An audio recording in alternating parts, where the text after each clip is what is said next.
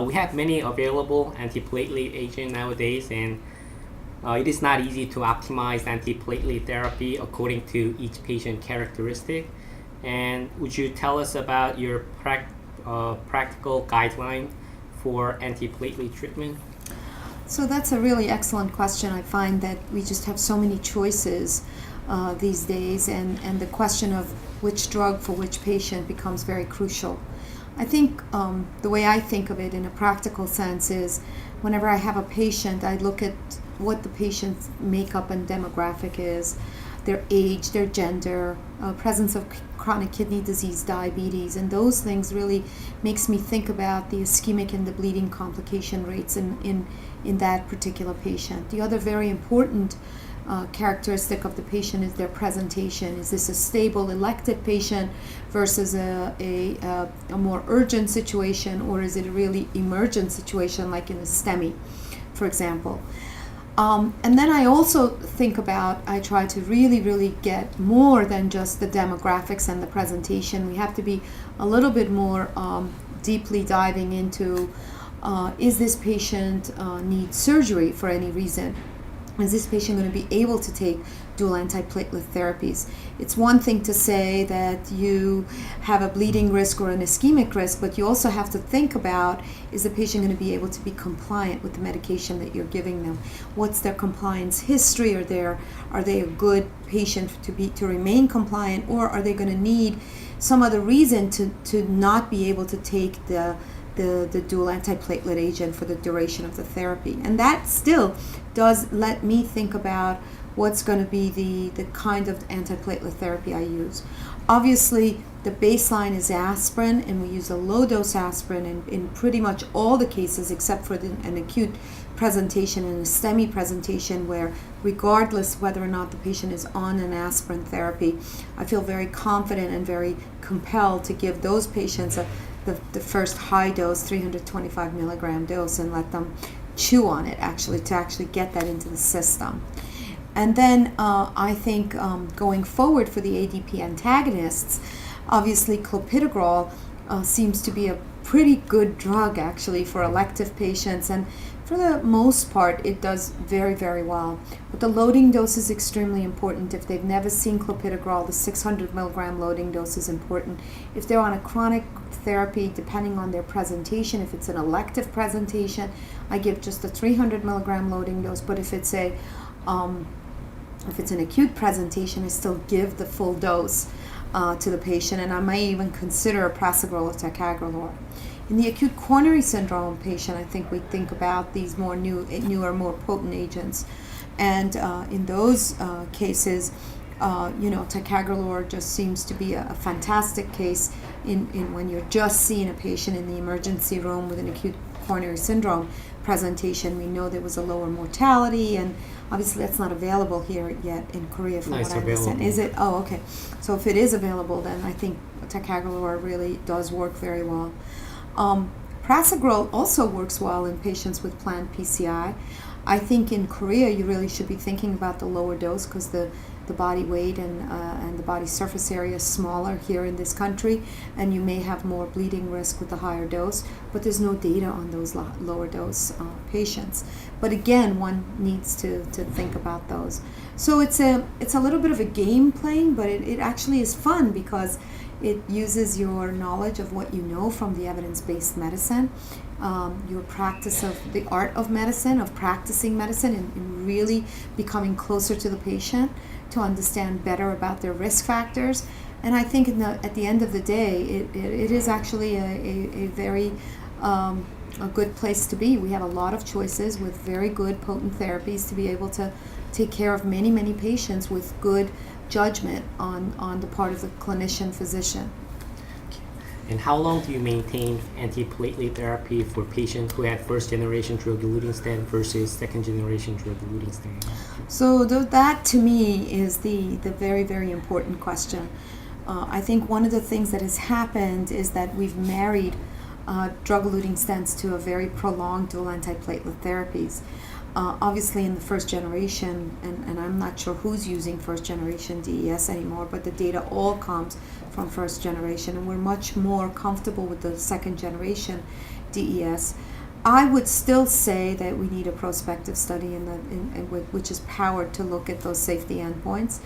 But given what we know from the drug-eluting stent data and the meta-analyses that have just been published both in Lancet and in JACC, we did one, and Greg Stone did one as well, there seems to be an incredible benefit with the everolimus-eluting stents with the reduction of stent thrombosis. Now, whether on and off clopidogrel there's going to be an important difference, one needs to examine that, but you feel somewhat more comfortable in stopping the medication in those patients who, especially if they need to have surgery or there's a need to stop the medication. I think it's important, though, in the setting of a STEMI and an acute coronary syndrome, the data for dual antiplatelet therapies has nothing to do with drug-eluting stents. It's really about the state of the patient of an acute coronary syndrome, and it comes from the CURE data and the CURE PCI data.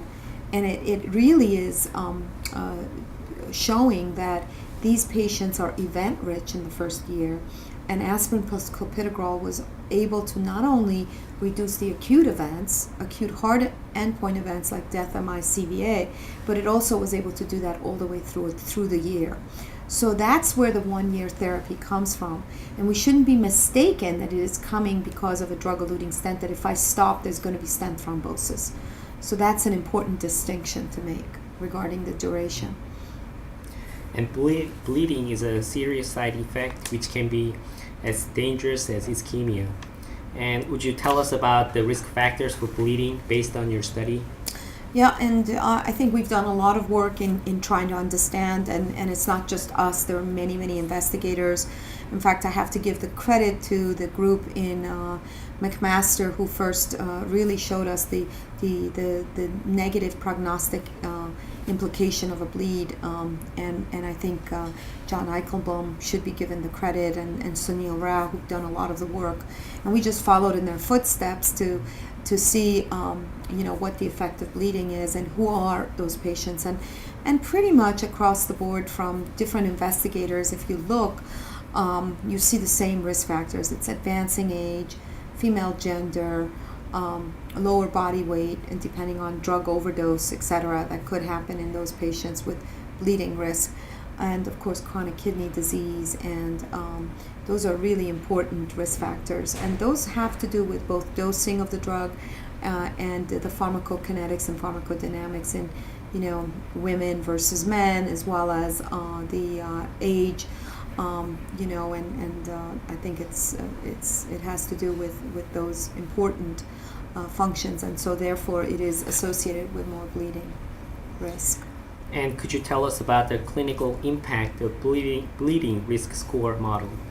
Yeah, so we and others, it's not just us again, Grace has a risk score, and have really tried to make this a simple way for clinicians to be able to quickly assess bleeding risk, and I think that the important clinical implication in it is that if you have a high bleeding risk score, you're going to have a high bleeding, and you really should be thinking about medications that perhaps could reduce or mitigate that risk, and I think that certainly from the data that we have is that when you give those patients a drug like bivalirudin that reduces bleeding complications, you can have a really good result.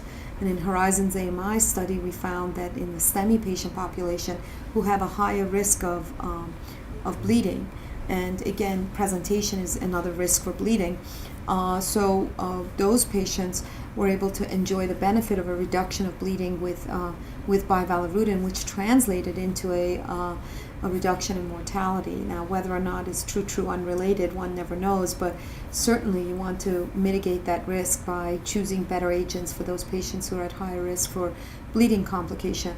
What's the caveat here is, though, that you don't want to be, the risk-benefit becomes very, very important balance, and what you don't want to do is to actually not give the potent agents to the patients who need it for ischemic complications because you're afraid of bleeding, and vice versa regarding the MI protection. So I think what happens is that there is there's this yin yang, if you will, that you need to deal with all the time.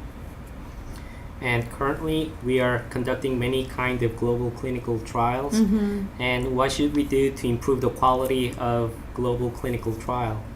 Well, I think that the investigators in Korea should be congratulated for the amazing, meticulous work that you're all doing here. And I think to continue in that light, to answer the real questions. And one of the things that I'm very I admire all of you for is the fact that you answer questions that others aren't answering because there's no funding for those questions to be answered. And so there's been some very, very important clinical trials that have come out of Korea. I think we all want to make sure that we design the trials to answer our questions rather than make a trial to try to, if we already know the answer to the question, we shouldn't be doing a trial. And we shouldn't be thinking what the answer should be already and then trying to fit the trial to get the answer we want to see. So I think those are really important first steps to any clinical trial, and I think you guys are doing a fantastic job, and you should be all congratulated for the great work that you're doing here.